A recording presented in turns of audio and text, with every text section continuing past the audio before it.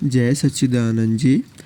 आज का शुभ सत्संग 21 अगस्त दिन वीरवार श्री प्रयागधाम दरबार से पूज्य महात्मा जी के द्वारा फरमाया गया है। आज का सत्संग है समय का स्वरूप।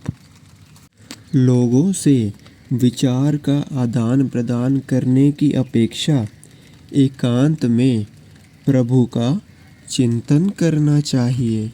जगत में आए सतगुरु, उठो गुरु को उठो। श्री गुरु महाराज जी का हुक्म है गुरुमुखो उठो। श्री गुरु महाराज जी का हुक्म है गुरुमुखो उठो। मेरे सतगुरु आप हैं, जग के तारणहार। शरण गहे को दीजिए चरण कमल का प्यार। तुम्हारी मुझको आस है, तुम्हारा ही आधार। तुम बिन कोई ना मेरा, श्री परम हंस दातार। तुम बिन कोई ना मेरा, श्री परम हंस दातार। विचारवान गुरुमुखो, सम्मुख सुशोभित श्री श्री 108 श्री हुजूर सतगुरु देव जी महाराज के पावन दर्शन करते हुए प्रेम सहित बोलिए जयकारा। बोल मेरे श्री गुरु महाराज की जय। गुरुमुखो, सभी गुरुमुखों के जीवन का समय बहुत ही अनमोल है। समय का स्वरूप किस तरह से भिन्नता को प्राप्त करता है, समय का स्वरूप किस तरह से अलग अलग होता है, यह समझाते हुए संतों ने एक ही शब्द को अलग अलग भाव से प्रकट करते हुए अलग अलग भाव से जोड़कर बहुत ही सुंदर रीति से यह वर्णन किया है कि घड़ी घड़ी विच लखां दा फर्क होंदा। घड़ी घड़ी विच लखां दा फर्क होंदा, होइयां जग अंदर बेशुमार घड़ियां। एक घड़ी जो वक्त दा पता देवे, कुछ विकदियां पास कुम्हार घड़ियां। सुखां वालियां जो कहावदियां ने, सो मिलदियां गुरु चरणार घड़ियां। घड़ी सतसंग ते श्री दर्शन वाली, घड़ी सतसंग ते श्री दर्शन वाली। मिलन दासां नू बारंबार घड़ियां। घड़ी सतसंग ते श्री दर्शन वाली, मिलन दासां नू बारंबार घड़ियां। कि एक घड़ी समय का पता बताने का उपकरण होती है। एक घड़ी वह भी होती है जिसे कुम्हार बनाता है। 24 मिनट का समय भी एक घड़ी कहलाता है। और जो सुख देने वाली घड़ियां होती हैं वे सतगुरु का सत्संग दर्शन की, सेवा सुमिरण की, भजन ध्यान की, उनकी प्रीत की, उनकी याद की होती हैं और यही घड़ियां सफल होती हैं। श्री दर्शन एवं सत्संग की जो शुभ घड़ियां इस समय हमें प्राप्त हो रही हैं, पावन श्री चरण कमलों में हम यह विनती करते हैं कि ये शुभ घड़ियां हमें लगातार प्राप्त होती रहें।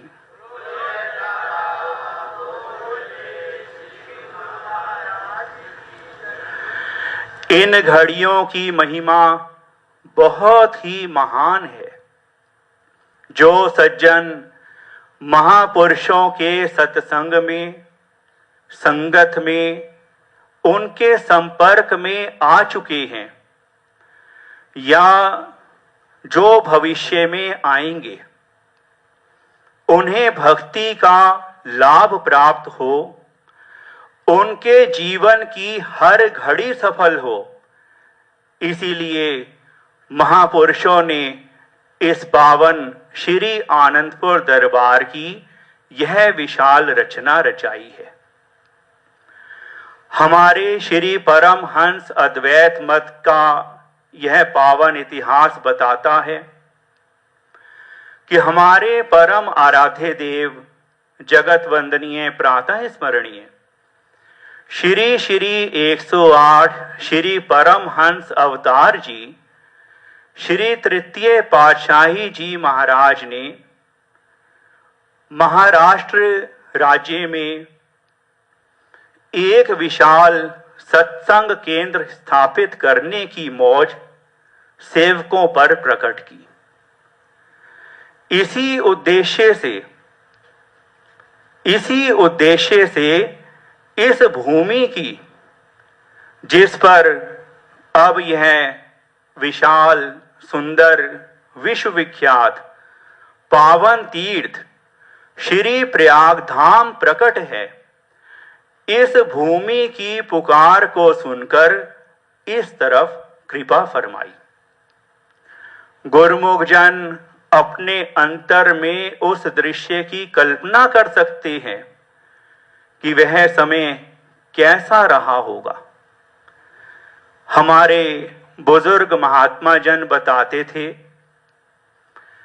कि अब जहां पर पूर्ण धाम चक स्थापित है, वहां से यहां तक पहुंचने में उस समय करीब 1.5 घंटा लग गया।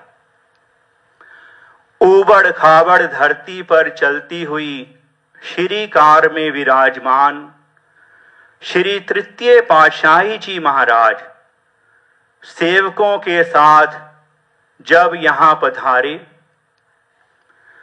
तो एक जगह श्री कार रुकवाई और श्री कार से उतरकर इस धरती को भाग्यशालिनी बनाने के लिए पहली बार, गुरुमुखो, पहली बार इस धरती पर पावन चरण कमल छुआए।